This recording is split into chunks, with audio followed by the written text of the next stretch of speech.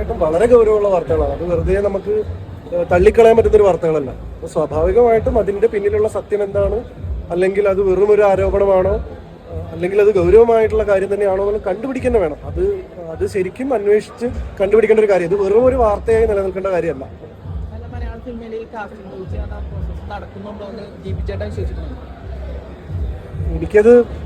എനിക്കൊരു എക്സ്പീരിയൻസ് ഇല്ല, അല്ലെങ്കിൽ എനിക്ക് അങ്ങനെ ഒരു അവസ്ഥ ഉണ്ടായിട്ടില്ല, അല്ലെങ്കിൽ എനിക്ക് അങ്ങനത്തെ ഒരു എക്സ്പീരിയൻസ് നേരിൽ കണ്ടോ അറിഞ്ഞോ അറിയില്ല. പക്ഷേ ഇപ്പൊ ഇത്രയും ആൾക്കാർ ഇങ്ങനെ പറയുമ്പോൾ ഞാൻ അതേ പോയിന്റിലേക്ക് തന്നെ എത്തുന്നു. കാരണം നമ്മൾ വാർത്തകൾ കേൾക്കുന്നു, പക്ഷെ ഒരു വാർത്ത സത്യമാണോ അല്ലേ എന്നുള്ളത് നമ്മളുടെ ഇവിടുത്തെ നിയമം അതിന്റെ സിസ്റ്റത്തിലൂടെ അന്വേഷിച്ചാലേ നമുക്ക് അറിയുള്ളൂ. പക്ഷെ ആകെയുള്ളൊരു എന്താ വെച്ചാൽ ഇത് ഒരുപാട് കാലം ഇതൊരു 5 കൊല്ലം എടുത്തിട്ട് അതിന്റെ റിസൾട്ട് വരിക എന്നുള്ളൊരു അവസ്ഥ വരരുത് എന്നുള്ളതാണ് ഇവിടെയുള്ള എപ്പോഴുള്ള പ്രശ്നം. അതാണ് നമ്മളെല്ലാവരും ഒരു സംഭവം വരുന്നു, അതിനെക്കുറിച്ച് ചർച്ച ചെയ്യപ്പെടുന്നു, പിന്നെ ഒരു 5 കൊല്ലമായിട്ട് ഇതിനൊരു എന്തോ ആയിക്കോട്ടെ വട്ടെവർ ബി ദ റിസൾട്ട്, ഒരു റിസൾട്ട് വരണ്ടേ. ഇത് സത്യമാണോ, ഇത് നുണയാണോ, ഇത് കുക്ഡപ്പാണോ, അല്ലെങ്കിൽ ശരിക്കും സംഭവിച്ചാണോ, ഇതിനൊരു റിസൾട്ട് വേണ്ടേ. നമ്മുടെ സിസ്റ്റം അതാണ് ഇതിൽ ഏറ്റവും സങ്കടകരമായിട്ടുള്ള കാര്യം. നമുക്ക് ഇതിന് മുമ്പ് ഉണ്ടായിട്ടുള്ള നമ്മൾ ഒരുപാട് ചർച്ച ചെയ്ത സംഭവം ഇപ്പോഴും അതിനൊരു സൊല്യൂഷൻ ഉണ്ടോ, അതിന്റെ റിസൾട്ട് എന്താണെന്ന് നമുക്ക് എല്ലാവർക്കും അറിയൂ. അതിൽ എന്താണ് അതിന്റെ റിസൾട്ട് എന്നുള്ളത് അറിയൂ. ഇത് പറഞ്ഞു തരേണ്ടത് സത്യം പറഞ്ഞു കഴിഞ്ഞാൽ ഇവിടുത്തെ നിയമ വ്യവസ്ഥയല്ലേ. അത് യുദ്ധകാല അടിസ്ഥാനത്തിൽ ഇതിനൊരു റിസൾട്ട് ഉണ്ടാവണ്ടേ. അത് ഇതിലെങ്കിലും ഉണ്ടാവണം എന്നുള്ളതാണ് ശരിക്കും. അതിലാണ് നമ്മളുടെ കൺസേൺ പോകേണ്ടത്. കാരണം നമ്മളിവിടെ കുറെ വാർത്തകൾ ഉണ്ടാക്കുന്നു, പുതിയ പുതിയ വാർത്തകൾ എല്ലാ ദിവസവും വരുന്നു. ഈ വാർത്തകൾ അങ്ങോട്ടും ഇങ്ങോട്ടും ചർച്ചയാവുന്നു. പിന്നെ അത് കഴിഞ്ഞിട്ട് അടുത്ത വാർത്ത വരുമ്പോൾ നമ്മൾ ആ വാർത്തയുടെ പിന്നാലെ പോകുന്നു.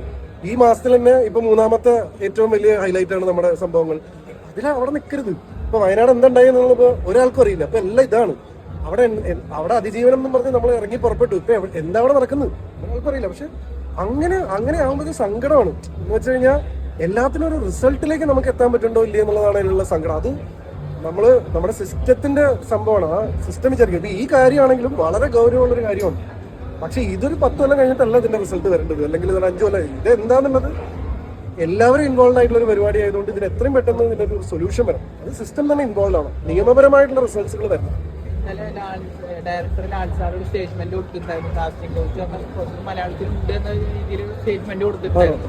അതിനോട് എന്താ പറയാനുള്ളത്? എനിക്കറിയില്ല, അദ്ദേഹത്തിന്റെ സ്റ്റേറ്റ്മെന്റ് അല്ലേ. എനിക്ക് പേഴ്സണലി അങ്ങനെ ഒരു സംഭവം ഞാൻ അഭിമുഖീകരിച്ചിട്ടില്ല, അല്ലെങ്കിൽ ഞാൻ അല്ലെങ്കിൽ എന്റെ എക്സ്പീരിയൻസിൽ ഇതുണ്ടായിട്ടില്ല. സീനിയർ ആയിട്ടുള്ള ഒരു ഡയറക്ടറാണ്, അറിയപ്പെടുന്ന ഡയറക്ടറാണ്. അദ്ദേഹം തന്നെ ഇങ്ങനെ നേരിട്ട് വെളിപ്പെടുത്താൻ കാസ്റ്റിംഗ് കോച്ച് മലയാളത്തിലുണ്ട് എന്ന് ആൾക്ക് നേരിട്ട് അനുഭവം ഉള്ളതുകൊണ്ടാണല്ലോ അദ്ദേഹം പറഞ്ഞിട്ടുണ്ടാവും. എന്താ നിങ്ങൾക്ക് എന്താ തോന്നുന്നു? ഞാനിത് പുറത്തുനിന്ന് കാണുന്നത് അല്ല, നിങ്ങളെ പോലെ തന്നെയല്ല ഞാനും ആ സ്റ്റേറ്റ്മെന്റ് കേട്ടിട്ടേ ഉള്ളൂ. കാരണം നിങ്ങൾ പറയുമ്പോഴാണ് ഞാൻ അങ്ങനെ സ്റ്റേറ്റ്മെന്റ് ഉണ്ട് എന്ന് അറിയുന്നത്. അപ്പൊ സ്വാഭാവികമായിട്ട് നിങ്ങൾ പറഞ്ഞിട്ടാണ് ഞാൻ അങ്ങനെ ഒരു വാർത്ത കേൾക്കുന്നത്. അപ്പൊ അത് വെച്ചിട്ട് ഞാൻ എങ്ങനെ റെസ്പോണ്ട് ചെയ്യാം? നിങ്ങൾക്ക് എന്താണ് ആ വാർത്ത കേട്ടപ്പോൾ തോന്നുന്നത് നമ്മളോട് പറയും. അത്രയല്ലേ നമുക്ക് പറയാൻ പറ്റില്ല. കാരണം ഞാനിത് കേട്ടിട്ടില്ല. അപ്പൊ താങ്കൾ പറഞ്ഞപ്പോഴാണ് ഇങ്ങനെ ഒരു സാധനം ഉണ്ടോ എന്നുള്ളത് ഞാൻ അറിഞ്ഞു. ഇപ്പം മലയാള സിനിമ എന്ന് ഓർക്കുമ്പോൾ നമുക്ക് ഏറ്റവും കൂടുതൽ ഓർമ്മ വരുന്നത് മമ്മൂട്ടി, അല്ലെങ്കിൽ മമ്മൂക്ക, ലാലേട്ടൻ എന്നാണ്. പക്ഷെ ഇത്രയും നല്ല പ്രതിസന്ധി ഘട്ടത്തിൽ മലയാള സിനിമ കടന്നു പോകുമ്പോൾ ഇവർക്ക് ഈ പ്രമുഖർക്ക് 2 അഭിപ്രായം വരുന്നില്ല. ഇവരുടെ ഭാഗത്തിന്റെ അഭിപ്രായം വരുന്നില്ല എന്ന് ചാനലുകളിൽ ചർച്ചയാകുന്നു. പ്രേക്ഷകർ എന്താണ് കരുതുന്നത് എന്നുള്ള രീതിയിൽ അഭിപ്രായം വരുന്നുണ്ട്. എന്താണ് ഇവര് ഒന്നും അഭിപ്രായപ്പെടാത്തത് എന്നാണ് എനിക്ക് തോന്നുന്നത്. എനിക്കറിയില്ല, ഇത്രയും സെൻസിറ്റീവ് ആയിട്ടുള്ള ഒരു ഇഷ്യൂ ആയതുകൊണ്ടായിരിക്കും അവര് അഭിപ്രായപ്പെടാത്തത്. കാരണം ഇതിൽ രണ്ടുപേരിൽ നിന്ന് എന്താണ് അഭിപ്രായം വരാത്തതെന്നുള്ള മീഡിയ മൊത്തം ചോദിക്കുന്നുണ്ടല്ലോ. സോ സ്വാഭാവികമായിട്ട് ഇവരുടെ അഭിപ്രായങ്ങൾ അത്രയും വലുതാണ്. അവർ അഭിപ്രായപ്പെടുമ്പോൾ അത്രയും ഇമ്പോർട്ടന്റ് ആയിട്ട് അഭിപ്രായപ്പെടണം. അത് അഭിപ്രായപ്പെടണം. കാരണം രണ്ടുപേരും സ്വാഭാവികമായിട്ടും ലെജൻസ് ആണ്. ഒരു കമ്പനിയുടെ ചെയർമാൻ, CEO എന്ന് പറയുന്ന പോലത്തെ പൊസിഷനിൽ മലയാള ഇൻഡസ്ട്രിയിൽ ഇരിക്കുന്ന ആളുകളാണ്. അപ്പൊ അവരതിനെക്കുറിച്ച് കൂടുതൽ മനസ്സിലാക്കിയിട്ട് റെസ്പോണ്ട് ചെയ്യാൻ വെയിറ്റ് ചെയ്യാണോ എനിക്ക് അറിയില്ല. ഞാൻ എന്നെപ്പോലെ ഒരാൾക്ക് അതുവരെന്താ റെസ്പോണ്ട് ചെയ്യാത്തതെന്ന് പറയാനുള്ള ഒരു നോളജ് എനിക്കില്ല. എനിക്ക് ഇവരെ രണ്ടുപേരും അങ്ങനെ നേരിട്ട് വിളിച്ച് ചോദിക്കാനുള്ള ആക്സസും ഇല്ല. സോ അങ്ങനെയല്ല അതിന്റെ സംഭവം. സ്വാഭാവികമായിട്ടും അവരെ പോലെയുള്ള ആൾക്കാരിൽ നിന്നാണ് നമുക്ക് റെസ്പോൺസ് വരേണ്ടത്. അമ്മ സംഘടനയിൽ എന്താണ് യുവതലമുറയുടെ പ്രസൻസ് ഇനിയെങ്കിലും വേണം, അവരാണ് ഇനി മുന്നോട്ട് നയിക്കേണ്ടതെന്ന് ഇതിൽ ജഗദീഷ് ചേട്ടൻ സ്റ്റേറ്റ്മെന്റ് പറഞ്ഞിട്ടുണ്ടായിരുന്നു. അതിനോട് എന്താ പറയാനുള്ളത്? അല്ല, എല്ലാ സ്ഥലങ്ങളിലും രണ്ടിന്റെയും ഒരു ബാലൻസ് വേണം എന്നാണ് എനിക്ക് എപ്പോഴും ഫീൽ ചെയ്തത്. എന്ന് വെച്ച് കഴിഞ്ഞാൽ യുവതലമുറ മാത്രം വിചാരിച്ചാൽ ഒരു സാധനം മുന്നോട്ട് കൊണ്ടുപോകാൻ പറ്റില്ല. കാരണം അവർക്ക് എക്സ്പീരിയൻസ് ഇല്ല.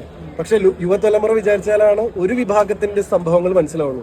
എക്സ്പീരിയൻസ്ഡ് ആയിട്ടുള്ള ആൾക്കാർ രണ്ടിന്റെ ഒരു ബാലൻസ് ഉണ്ടെങ്കിൽ ഒരു കോർപ്പറേറ്റ് സ്ട്രക്ചർ എടുക്കുന്ന പോലെ, അല്ലെങ്കിൽ ഒരു ബിസിനസ് എടുക്കുന്ന പോലെയല്ലേ നമ്മൾ ഇതിന് എടുക്കേണ്ടത്. എന്ന് വെച്ചാൽ ഒരു ബിസിനസ് സ്ഥാപനം എങ്ങനെ മുന്നോട്ട് കൊണ്ടുപോകാം? വളരെ എക്സ്പീരിയൻസ്ഡ് ആയിട്ടുള്ള ആൾക്കാരും ഉണ്ടാവും, വളരെ ന്യൂ ഐഡിയാസ് ആയിട്ടുള്ള യങ് ആയിട്ടുള്ള ഒരു ആൾക്കാരും ഉണ്ടാവും. ഇതിന്റെ രണ്ടിന്റെയും കൂടി ഒരു സിനർജിയാണ് എപ്പോഴും ഒരു സാധനത്തിന് മുന്നോട്ട് നയിക്കുക. കാരണം എക്സ്പീരിയൻസ് വിത്ത് പുതിയ ഐഡിയാസ്. ഈ പുതിയ ഐഡിയാസ് പലപ്പോഴും ചിലപ്പോൾ അടുത്ത യുവതലമുറയ്ക്ക് ആയിരിക്കും കൊണ്ടുവരാൻ സാധിക്കുക. കാരണം അവരുടെ ഒരു കാഴ്ചപ്പാട് ഇപ്പൊ സിനിമ പോലും സത്യം പറഞ്ഞാൽ ഇപ്പൊ 12ാം ക്ലാസ് മുതൽ ഡിഗ്രി വരെയുള്ള പിള്ളേരാണ് ഒരു സിനിമ വിജയിക്കണോ വേണ്ടേ എന്നുള്ളത് തീരുമാനിക്കുന്നു. കാരണം അവർക്ക് ഇഷ്ടപ്പെടുന്നുണ്ടെങ്കിൽ മാത്രം, അവർ ഇഷ്ടപ്പെടുന്നുണ്ടെങ്കിൽ ഫാമിലി പോലും വന്ന് കാണുന്നു. ഫാമിലി സബ്ജക്ട്സ് നമ്മൾ ഇറക്കിയിട്ട് ഫാമിലി അല്ല വരുന്നത്, ഡിഗ്രി ടു ഐ മീൻ ആ കോളേജ് പിള്ളേർ വന്നിട്ട് ഇത് ഫാമിലി സബ്ജക്റ്റ് വേണ്ട, അല്ലെങ്കിൽ അങ്ങനത്തെ ഒരു സ്പേസിലേക്ക് പോകുന്നു. അപ്പോൾ സ്വാഭാവികമായിട്ടും യുവതലമുറ ഒരു ഡിസിഷൻ മേക്കേഴ്സാണ്. ബട്ട് ഹാവിങ് സെഡ് ദാറ്റ് നമ്മൾ കുറച്ചും കൂടി എക്സ്പീരിയൻസ്ഡ് ആയിട്ടുള്ള ആൾക്കാരും ഇത് രണ്ടും കൂടി കൂടുമ്പോഴല്ലേ നമുക്ക് റിസൾട്ട് ഉണ്ടാവുന്നത്. രണ്ടും ആവശ്യമുണ്ട്. അത് എന്തിലും ആവശ്യമില്ലേ, സിനിമയിൽ മാത്രമല്ല, ഒരു ഭരണഘടനയിലും നമുക്ക് ആവശ്യമുണ്ട്, ഒരു കമ്പനി മുന്നോട്ട് കൊണ്ടുപോകാൻ ആവശ്യമുണ്ട്. എല്ലാവർക്കും എക്സ്പീരിയൻസ് വിത്ത് നോവൽ ഐഡിയാസ് വരുമ്പോഴല്ലേ അതിൽ ഭംഗി ഉണ്ടാവുന്നു. ഇപ്പൊ നടന്നുകൊണ്ടിരിക്കുന്ന ഈ ചർച്ച അല്ലെങ്കിൽ കോലാഹലങ്ങളൊക്കെ നാളത്തേക്കുള്ള ഒരു നല്ല നീക്കത്തിനായി പ്രതീക്ഷിക്കുന്നുണ്ട്. തീർച്ചയായിട്ടും ചർച്ചകളെല്ലാം നല്ല കാര്യങ്ങളല്ലേ. എപ്പോഴും ഒരു സംഭവം ഇതുപോലെയുള്ള ചർച്ചകളല്ലേ ഇതുപോലെയുള്ള സാധനങ്ങൾക്ക് കൂടുതൽ കാര്യങ്ങൾ മുന്നോട്ട് വെക്കുന്നത്.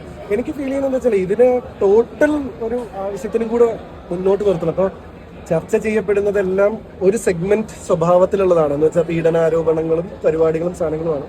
അതിലുപരി എന്തൊക്കെ മാറ്റങ്ങൾ വരുത്താം എന്നുള്ളത് കൂടെ നമുക്ക് ഇതിലേക്ക് കൊണ്ടുവരാൻ സാധിച്ചതൊരു അവസരമാണ്. എന്ന് വെച്ചാൽ സ്ത്രീകൾക്ക് പലപ്പോഴും ഇപ്പോൾ ഇതിലത്തെ കുറേ വീഡിയോസ് ഞാൻ ഈ ഹേമ കമ്മിറ്റി റിപ്പോർട്ട് അത്ര കാര്യമായിട്ട് പഠിച്ച ഒരു വ്യക്തിയല്ല. അത് 250 പേജുള്ള ഒരു വലിയ റിപ്പോർട്ടാണ്. പക്ഷെ കുറേ പേര് അഡ്രസ്സ് ചെയ്യുന്ന വീഡിയോസും കാര്യങ്ങളൊക്കെ കണ്ടപ്പോൾ പല സ്ഥലങ്ങളിലും പറയപ്പെടുന്നത് ഇപ്പോൾ പെൺകുട്ടികൾക്ക് കൃത്യമായിട്ടുള്ള ടോയ്ലറ്റ് ഫെസിലിറ്റീസ് ഉണ്ടാവുക, ഔട്ട്ഡോർ ഷൂട്ട്. ഞങ്ങളുടെ ഇൻഡസ്ട്രി എന്ന് പറയുന്നത് ഒരു ഓഫീസ് സെറ്റ് പോലെയല്ല, 9 to 5 ജോബല്ല, ഒരു ലൊക്കേഷനിൽ എല്ലാ ദിവസവും ഉണ്ടാവുന്ന ഒരു സംഭവമല്ല, പല സ്ഥലങ്ങളിലും പല സ്ഥലത്തും ഉണ്ടാവുന്ന ഒരു പരിപാടിയാണ്. സ്വാഭാവികമായിട്ടും അങ്ങനത്തെ സ്ഥലങ്ങളിൽ അപ്പോൾ ഇങ്ങനത്തെ ഫെസിലിറ്റീസ് ഉണ്ടാക്കുക തുടങ്ങിയ കാര്യം ഇപ്പം ഒരുപാട് സ്ഥലത്ത് അത് വന്നു കഴിഞ്ഞു. കുറേ സിനിമകളിൽ അത് പ്രാവർത്തികമാക്കി, ചില സിനിമകളിൽ ഇല്ല എന്ന് കേൾക്കുന്നു. അപ്പം അതിന്റെ ഒരു ടോട്ടാലിറ്റി ഒക്കെ ഇങ്ങനെ എല്ലാ ചേഞ്ചസും ഇതിൽ വരികയാണെങ്കിൽ ഇതൊരു വാർത്തയിൽ മാത്രം ഒതുങ്ങി നിൽക്കാതെ, എല്ലാ ദിവസവും ഹെഡ്ലൈൻസ്, എല്ലാ ദിവസവും റേറ്റിംഗും TRPയിലും ഒതുങ്ങി നിൽക്കാതെ ഇതെല്ലാം ഇതിനൊരു റിസൾട്ട് കൂടെ ഉണ്ടായി കഴിഞ്ഞാൽ അതൊരു വലിയ അപ്പൊ ഇതിനൊക്കെ അർത്ഥം ഉണ്ടാവും. അപ്പൊ നമ്മൾ ഇതെല്ലാം ചെയ്യുന്നതിന് ഞാനിവിടെ നിന്നിപ്പോ ഇത്രയും ക്യാമറകൾ ഇങ്ങനെ ചുറ്റും നിന്നിട്ട് ഞാൻ സംസാരിക്കുന്നതിന് ഇതൊക്കെ ഒരു വാർത്താ കണ്ടന്റ് ആണ്. നിങ്ങൾ ഇതിനൊക്കെ ഒരു ക്യാപ്ഷൻ കൊടുത്ത് നാളെ ഇത് സ്വാഭാവികമായിട്ട് നിങ്ങളുടേതായിട്ടുള്ള ചാനലുകളിൽ ഇത് അപ്ലോഡ് ചെയ്യും, നിങ്ങൾ നിങ്ങളുടെ പണി ചെയ്യുന്നു. പക്ഷെ അത് അവിടെ തീരാതെ ഇതിനൊക്കെ ഒരു സൊല്യൂഷൻ ഉണ്ടായി കഴിഞ്ഞു കഴിഞ്ഞാൽ സിനിമ ഇൻഡസ്ട്രി ഒരു എക്സംപ്ലറി ഇൻഡസ്ട്രി ആവും. കാരണം എന്താ വെച്ചാൽ സിനിമയിലാണ് ഇത് ആദ്യം തുടങ്ങിയത്. ഇത് എല്ലാ സ്ഥലത്തും വരണം എന്ന് നമുക്ക് ധൈര്യമായിട്ട് പറയാൻ പറ്റും.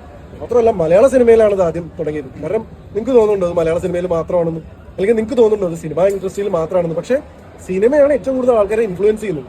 കാരണം ഇത് ചർച്ചയായതെന്ന് വെച്ചാൽ സിനിമാക്കാരാണ് ഇവിടെ ഏറ്റവും കൂടുതൽ ബ്രാൻഡ്സ് എൻഡോസ് ചെയ്യുന്നത്, സിനിമാക്കാരാണ് ഏറ്റവും കൂടുതൽ ആളുകളെ ഇൻഫ്ലുവൻസ് ചെയ്യുന്നത്. സിനിമയിൽ തന്നെയാണ് ഇത് ആദ്യം മാറുന്നത്. കാരണം ഏറ്റവും കൂടുതൽ ആൾക്കാർക്ക് ഇൻഫ്ലുവൻസ് ഉണ്ടാകുന്ന ഒരു ഇൻഡസ്ട്രിയാണ്. അപ്പൊ ഞങ്ങളെയൊക്കെ ആക്ടേഴ്സ് മാത്രമല്ല ഇൻഫ്ലുവൻസേഴ്സ് എന്ന് വിളിക്കുന്നില്ല, വലിയ ഉത്തരവാദിത്തമല്ലേ നമ്മുടെയൊക്കെ ഉള്ളിലുള്ളത്. സ്വാഭാവികമായിട്ട് ഈ ഇൻഡസ്ട്രിയിൽ മാറ്റം വന്നു കഴിഞ്ഞാൽ എല്ലാ ഇൻഡസ്ട്രിയിലേക്കും ചിലപ്പോൾ ഒരു എക്സംപ്ലറി ആയി മാറട്ടെ. അതിന് നമുക്ക് അതാ ഞാൻ തുടക്കത്തിൽ പറഞ്ഞ സംഭവം തന്നെ, ഇതൊരു വാർത്ത മാത്രമായി നിൽക്കാതെ, കുറെ ചോദ്യങ്ങളും ഉത്തരങ്ങളും മാത്രമായി നിൽക്കാതെ ഇതിനൊരു റിസൾട്ട് ഉണ്ടാവും. അതിന് സിസ്റ്റം തന്നെ വേണം. ഈ സിസ്റ്റം, ഇവിടുത്തെ നിയമ നടപടി ഒരു റിസൾട്ട് ഉണ്ടാക്കിയാലാണ് സ്വാഭാവികമായിട്ടും നമ്മൾ ഇത്രയും നിങ്ങളൊക്കെ ഈ കഷ്ടപ്പെട്ടതിന് ഗുണം ഉണ്ടാവുള്ളൂ. റിസൾട്ട് ഉണ്ടാവുമെന്ന് പ്രതീക്ഷിക്കുന്നുണ്ടോ? ആ പ്രതീക്ഷയിലാണല്ലോ എല്ലാവരും. ആ പ്രതീക്ഷ നിങ്ങളിലൊക്കെയാണ്. നിങ്ങൾ മീഡിയയും ഇവിടുത്തെ ജനങ്ങളിലും ഇവിടുത്തെ നിയമത്തിലുമാണ് ആ പ്രതീക്ഷ.